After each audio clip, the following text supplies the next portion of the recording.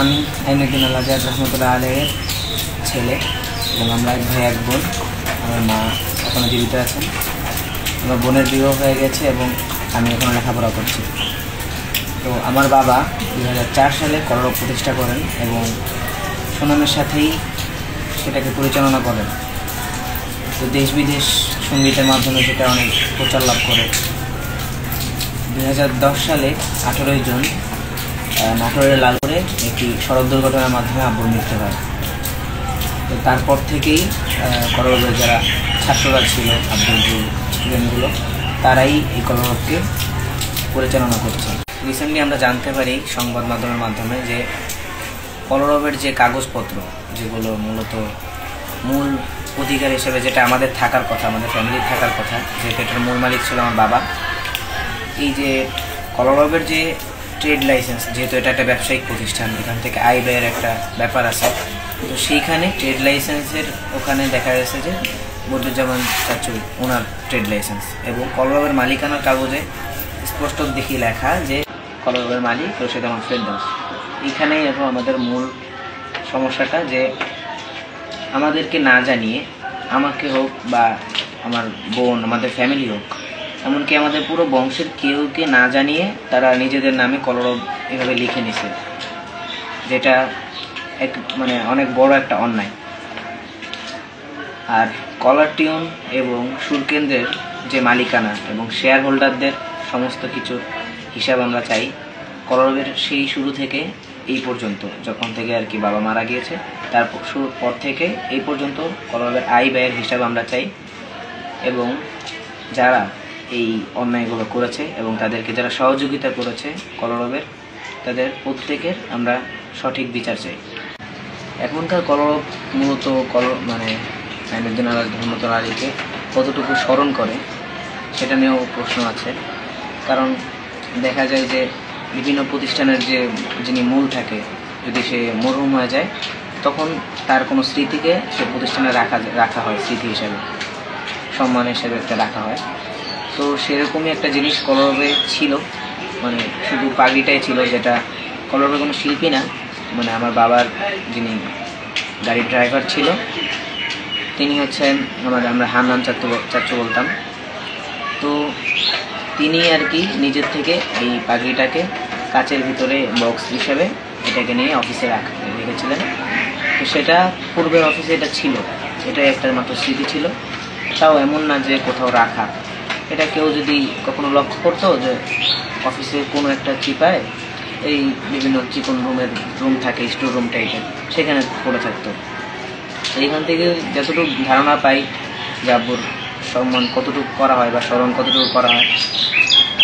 আর বর্তমান অফিসে সেই পাগড়ির আর কোনো খোঁজও নেই, অফিস চেঞ্জ হওয়ার পরে সেটা বিলুপ্ত হয়ে গেছে, এমন টাইপের কিছু। আর আরেকটা বড় পরিবর্তন হচ্ছে, আগে আব্বুর মৃত্যুবার্ষিকীতে একটা বড় অনুষ্ঠান করা হতো, দোয়ার আয়োজন। সেখানে যারা যারা আব্বুর সাথে থাকতেন সবার সাথে আব্বুর গল্পগুলো সবাই শেয়ার করতো, আব্বুর সব ঘটনাগুলো আমাদের জানা হতো। তো দেখা যাচ্ছে এখন কমতে কমতে শুধুমাত্র ফেসবুক পর্যন্ত আছে। কারণ এতটুকু না করলে মানুষ কি বলবে, হয়তো বা এতটুকু হয় যে আব্বুর মৃত্যুবার্ষিকীর দিন সবার থেকে একটা একটা করে পোস্ট দেয়, সেটাও নিজের লাভের জন্য পোস্ট করলে এটা আব্বুর লাভ না। এটা হলো আরেকটা প্রমাণ যে কতটুকু স্মরণ করা হয় কলরব থেকে আসলে আব্বুকে বর্তমানে। আমি এবং আমার বোন ছোট ছিলাম, যার কারণে আব্বুর মৃত্যুর পর আমাদের পরিবারে একটা শোক নেমে আসে। তো যাই হোক, তারপর থেকে আমরা দুই ভাই বোন কষ্ট করে পড়ালেখা করে যাচ্ছি। তো অনেকের কাছে শুনি এবং দেখলেও বোঝা যায় যে কলরব অনেক বড় কিছু হয়ে গিয়েছে, এখন একটা জাতীয় পর্যায়ের একটা সংগঠন কলরব। তাদের চলাফেরা দেখলে এটা বোঝা যায় যারা কলরবের দায়িত্বশীল আছেন। তো যখন আমরা আর কি আমাদের খরচের জন্য বা আমাদের চলাফেরার জন্য টাকা চাইতে যাই, তখন ওনাদের কাছ থেকে এরকম উত্তর পাই যে কলরবের তো ইনকাম নেই, তো যেটা দিচ্ছি আর কি আমাদের পক্ষ থেকে আমরা দিচ্ছি। তো তখন আমরা মনে করি যে এত কষ্ট করে আমাদেরকে চালাইতেছে, কলরবের কোনো ইনকাম নেই, তো আমরা এর জন্য সন্তুষ্ট থাকতাম। যেহেতু বাবা মারা গিয়েছে সেই হিসাবে তাদেরও ফ্যামিলির কেউ না, তাই এটা ভুলে যাওয়া কোনো অস্বাভাবিক কিছু না। তবে যারা আমাদের ফ্যামিলি থেকে যারা আছেন, দায়িত্বশীল যারা আছেন, আমাদেরকে ছোটোকাল থেকে মানুষ করেছেন, আমার মামা চাচা যারাই আছে, তো তারা যখন কলার অফিসে যায় তাদেরকে কতটুকু সম্মান করে, সেই দিকে দেখলেও দেখা যায় যে ওখানে গেলে অনেকে চিনেই না এটা কি, এমন একটা বিষয় যে সে কোত্থেকে আসছে, কীভাবে কি। অনেকের দেখা যায় যে সে বিরক্ত হইতেছে যে এটা কে, অপরিচিত মানুষ হুট করে আসলো, তাদের কাছে এরকম। তো সেখানেও দেখতে পাই যে একটা অবহেলা, যে ফ্যামিলি থেকে কে আসছে তার কোনো গুরুত্ব নেই। আর এদিকে আমাদের লেখাপড়ার যে খরচের বিষয়টা, যে 2010 সালে আব্বু মারা যাওয়ার পর থেকে আজ 15 বছর চলে গেল, 2025 সাল। তো সেই হিসেবে 2010 সাল থেকে 2015 সাল পর্যন্ত আমার আম্মু নিজে থেকেই চেষ্টা করে গিয়েছিলেন, নিজেই কাজ করে বিভিন্নভাবে টাকা উপার্জন করে আমাদের দুজনের লেখাপড়ার খরচ চালাচ্ছিলেন। তো দেখা যায় 2015 সালের পর আমাকে একটা মাদ্রাসা ভর্তি করা হয়, সেটা এতিমখানা ছিল। যেহেতু ওখানে খরচ ছিল না, সেই হিসেবে আম্মু একটু হালকা ছিল। তো সেই দিক থেকে 2018 সালের পর কোনো একটা মিটিং বা আমি ঠিক জানি না, যে কিছুর একটা মাধ্যমে হয়তো বা সিদ্ধান্ত হয় যে আমাদের লেখাপড়ার খরচ এই কলরব থেকে বহন করা হবে। তো এই 2018 সালের পর থেকেই কলরব থেকে আমাদের দুই ভাই বোনের লেখাপড়ার খরচটা দেওয়া হয়। তবে আমাদের যেভাবে দেওয়া হয় আসলে সেভাবে কেউ আশা করে না, কারণ দেখা যায় যে আমাদের 2 মাসের বেতন বাকি, 3 মাসের বেতন বাকি, বারবার ফোন করে পাওয়া যায় না। অনেক কাকুতি মিনতি করে কেমন জানি জোর করে আমরা তার থেকে বেতনটা নিই, এমন একটা অবস্থা। যেহেতু বলা হয়েছে যে কলরবের ইনকাম নেই, সেই হিসেবে ধরা যায়। তো কলরবের একজন সাধারণ শিল্পী যেখানে ছিলেন বদরুজ্জামান চাচু, যিনি এখন বর্তমানে আর কি পরিচালক হিসেবে আছেন। তো তিনি একজন সাধারণ শিল্পী থেকে আজকে তার বিভিন্ন ব্যবসা, গাড়ি বাড়ি, এটা কিভাবে হলো, এটাও প্রশ্নের একটা বিষয়। তো এখানে আরও কথা হচ্ছে যে কলরবের তো ফান্ড নেই, সেখানে তাহলে কিভাবে এত টাকার মালিক হলো? এটা কি কলরবের বাইরে কিছু? তো এতদিন যে গজল আমরা শুনে আসতেছি, এটা কি কলরবের গজল না? এটাও একটা প্রশ্ন। আর হলিটিউন নামে যে চ্যানেলটা আমরা দেখছি, সবাই জানে এটা কলরবের চ্যানেল, মূলত তাই। কিন্তু ভিতরগতভাবে যখন আমি কথা বললাম বা অনেকের কাছে শুনলাম যে এটা বদরুজ্জামান চাচুর নিজের চ্যানেল, যেটা তিনি নিজেই মালিক, এবং এটার সাথে কলরবের একটা চুক্তি আছে যে হলিটিউনের গানের যে ইনকামটা হবে সেখান থেকে 70% তাদের এবং 30% হলো কলরব। তো এখানে পাওয়া যায় যে আসলে কলরবের ইনকাম এখান থেকে একটু হলেও আছে। কিন্তু মূল কথা হলো যে হলিটিউন এটা মূলত কি ছিল, এটা কি নতুন কোনো চ্যানেল? তো এখানে আমি যেটা জানতে পারি যে কলরবের মূলত যে ইউটিউব চ্যানেল ছিল, সেই ইউটিউব চ্যানেলটাকেই নাম পরিবর্তন করে হলিটিউন করা হয়েছে। কিন্তু এখানে সরাসরি জায়গার ভিতরে কলরবের চ্যানেলটাকে নিজের ভাবে দেখানো, এটার বিষয়ে আমরা দুঃখ প্রকাশ করছি যে এটা একবারে ঠিক হয়নি।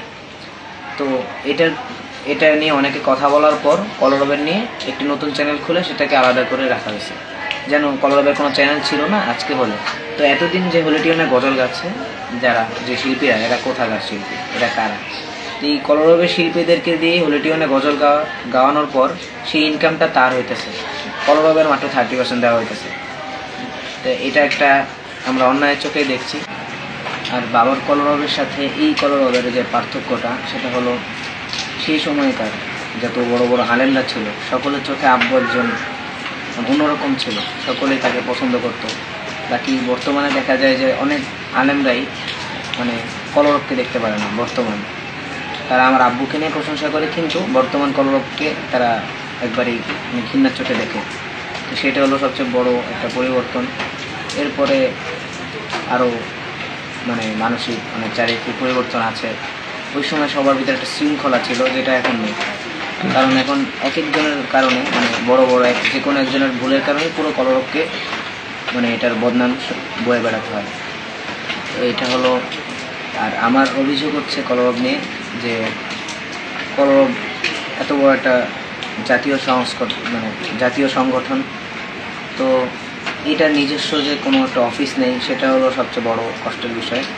আর এত বড় একটা সাংস্কৃতিক সংগঠন হওয়ার পরও নিজেদের কোনো ইনকাম নেই, এটা আসলে ভাবা যায় না। তো এটাই হলো আমার মূলত অভিযোগ। আরও সবার ভিতরে যেন শৃঙ্খলা আসে, সেটার আমরা ব্যবস্থা চাই। এবার কথা হচ্ছে ব্যক্তিগত প্রোগ্রাম নিয়ে। যেহেতু কলরবের সবাই মোটামুটি ব্যক্তিগত প্রোগ্রাম করে, কেউ গোপনে, কেউ বড়রা তো প্রকাশেই করে।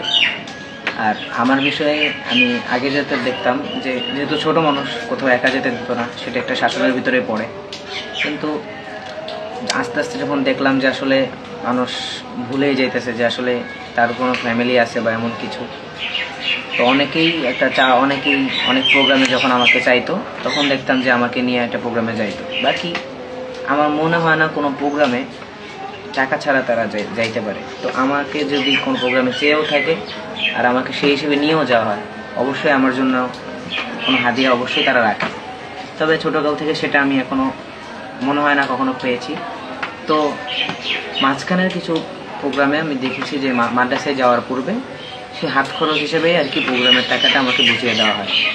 কিন্তু পার্সোনাল প্রোগ্রামের ক্ষেত্রেও আমার একটা নিষেধাজ্ঞা ছিল।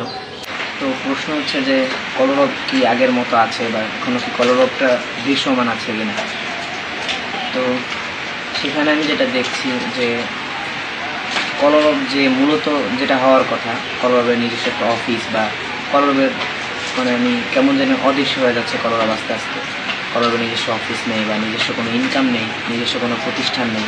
তো সব মিলিয়ে দেখা যাচ্ছে যে আসলে কলরব থাকছে না, এটা আসলে পরিবর্তন হয়ে যাচ্ছে। তো এটা আর কি আমরা আবারও ঠিক করতে চাই।